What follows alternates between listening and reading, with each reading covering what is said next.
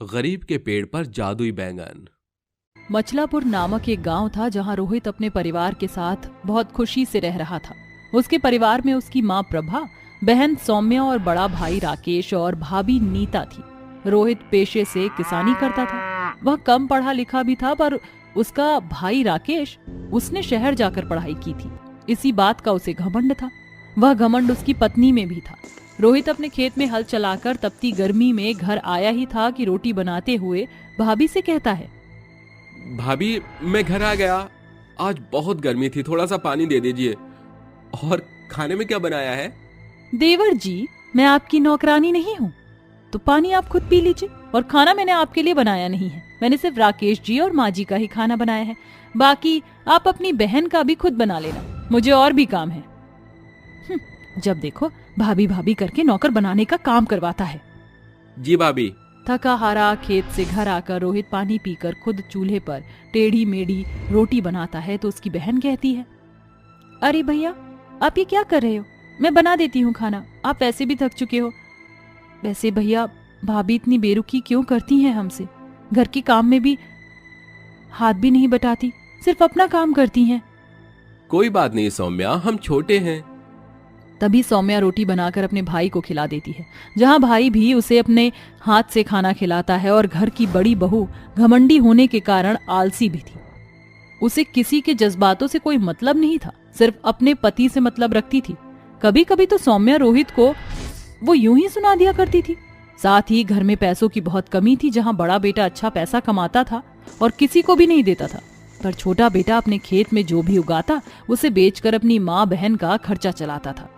पर एक दिन उसके खेत की सब्जी के पेड़ पौधे सब खराब हो गए, यहाँ तक कि पसंदीदा बैगन भी। ये देखकर रोहित अपनी माँ की गोद में सर रखकर कहता है, माँ, मैंने इतनी मेहनत करी थी, इसके बावजूद मेरे खेत में सारी फसल बर्बाद हो गई। अब मेरे पास पैसे भी नहीं है, क्या होगा? चिंता मत कर बेटा, तेरा बड़े भाई पैसे वाला है, उससे पैसे मांग ले और खेत में दोबारा खेती कर, क्या पता कुछ अच्छा हो जाए। मुझे नहीं लगता कि बड़े भैया पैसे देंगे, पर एक बार कहकर जरूर देखूंगा। आखिर सौम्या की शादी का खर्चा भी तो मेरे कंधों पर है, क्योंकि भाई ने पहले ही इनकार कर दिया। ये बोलकर रोहित अपने बड़े भाई राकेश के पास जाकर पैसे मांगता है। तभी वह तेवर दिखाकर कहता है, क्या बोला तुमने? मैं तुम्हें तुम्हारे खेत में उन पेड़ पौधों के लिए पैसे दूं? बिल्कुल नहीं। देखा, अगर आज तुम मेरी तरह पढ़ लेता तो गवार नहीं होता। खैर, मैं किसी को एक फूटी कौड़ी नहीं दूंगा, और मैं यहां रहूंगा भी नहीं अब तुम जैसे गंवार लोगों के साथ। मैं और मेरी पत्नी शहर में रहकर शहर के तौर तरीके से जिएंगे। भैया, आप जा रहे हैं? आप जानते हैं माँ की तबीयत बिगड़ी हुई है। फिर भी मुझे कुछ नहीं पता, सब तुम ही करो, मैं तो चला। अगले 2 दिन में ही राकेश अपना सामान बांधकर पत्नी के साथ शहर की ओर रवाना हो जाता है। वहीं दूसरी ओर घर के खर्चे, माँ की दवाई, बहन की शादी को लेकर रोहित के मन में बहुत कुछ चल रहा था, क्योंकि कमाई का जरिया ठप हो गया था। वह दूसरी जगह काम भी करता है तो लोगों से काफी कुछ उल्टा सीधा सुनने को मिलता है। अपनी माँ बहन के पेट को पालने के लिए वह लोगों की सुनता है, फिर एक बार काम से निकाल दिया जाता है। ऐसे में परेशान होकर वह अपने उजड़े हुए खेत में जाता है, जहाँ उसके सारे पेड़ पौधे तहस नहस हो रखे थे। हे भगवान, आपने मेरे साथ ऐसा क्यों किया? इतनी परिश्रम के बाद भी मुझे सफलता नहीं मिली, न मेरी नौकरी रही। अब मैं अपने परिवार का ख्याल कैसे रखूंगा? उसके रोते हुए आंसू जमीन पर पड़ रहे थे। तभी जमीन से 2 जड़ निकलती हैं। एक बड़े से पेड़ का रूप ले लेती हैं, जो कि बैंगन का पेड़ होता है। दूसरी जड़ रोहित के पैर को पकड़ लेती है। तभी रोहित का ध्यान जाता है, ये क्या? मेरे पैर में ये जड़ कैसे बंध गई? अरे अरे अरे, इसकी जड़ तो कहीं जा रही है, जरा देखता हूं मैं।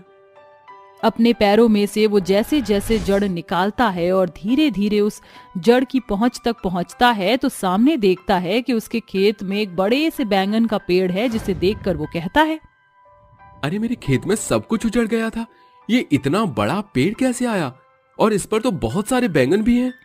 रोहित चमचमाते बैंगन को देखकर 2 बैंगन तोड़ता है, जिसके तोड़ते ही वहां 2 नए बैंगन आ जाते हैं और अचंभित होकर कहता है, अरे बाप रे बाप, ये क्या, बैंगन तोड़ने के बाद दोबारा बैंगन आ गए? कहीं ये जादुई बैंगन का पेड़ तो नहीं है? तभी जादुई बैंगन पेड़ खुशी से झूम कर कहता है, तुमने बिल्कुल ठीक पहचाना, मैं एक जादुई बैंगन का पेड़ हूँ।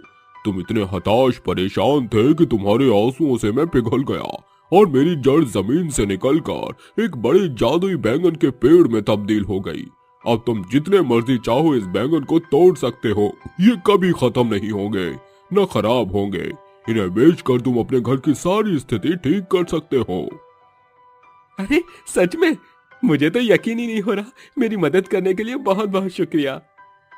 फिर रोहित जादुई बैंगन को तोड़कर अपने गमछे में रखता है। तभी पेड़ पर और बैंगन आ जाते हैं। जादुई बैंगन पेड़ का शुक्रिया अदा करके वो घर पर बैंगन ले जाता है। ये देखकर माँ और बहन कहती हैं, भैया इतने सारे बैंगन कहाँ से लाए? तुम पर तो पैसे नहीं थे। हाँ बेटा, बताना, अभी तक तो तेरे हाथ खाली थे, अचानक कैसे भर गए? माँ ये समझ लो भगवान ने हमारी सुन ली। मेरे खेत में जादुई बैंगन का पेड़ उगा है, जिससे अब हम अच्छी जिंदगी काटेंगे। सौम्या, तुम बैंगन का भरता और बैंगन के पकौड़े चाय के साथ बना दो। उसके बाद मैं मंडी में बैंगन का इतना सस्ता दूंगा कि पूरे बाजार में कोई बेच नहीं रहा होगा। इससे सभी लोग मेरे बैंगन खरीदेंगे। अरे वाह बेटा, ये तो बहुत अच्छी तरकीब है। कुछ ही देर बाद तीनों मिलकर बैंगन के पकौड़े का नाश्ता करते हैं। उसके बाद रोहित मंडी में ढेर सारे बैंगन लेकर बेचने के लिए निकल जाता है। बैंगन ले लो, बैंगन 10 रुपए किलो, सस्ते ताजा ताजा बैंगन ले लो। बड़े बैंगन, छोटे बैंगन, बनाओ इसका भरता, पकौड़ा, सब्जी, अचार। बैंगन बैंगन। अरे आप तो बहुत सस्ते बैंगन दे रहे हो, जरा 1 किलो दे दीजिए। क्या इतने सस्ते बैंगन? मुझे तो 2 किलो दे दीजिए भाई साहब। ये लीजिए आपके बैंगन। कुछ ही देर में एक एक करके रोहित के सारे बैंगन खत्म हो जाते हैं। वह दोबारा से जादुई पेड़ से बैंगन तोड़ कर लाता है और मंडी में बेचता है। सस्ते के कारण फिर से बैंगन खत्म करके वह अपने घर लौट आता है, जहां उसकी पहली कमाई बहुत ज्यादा होती है। इससे तीनों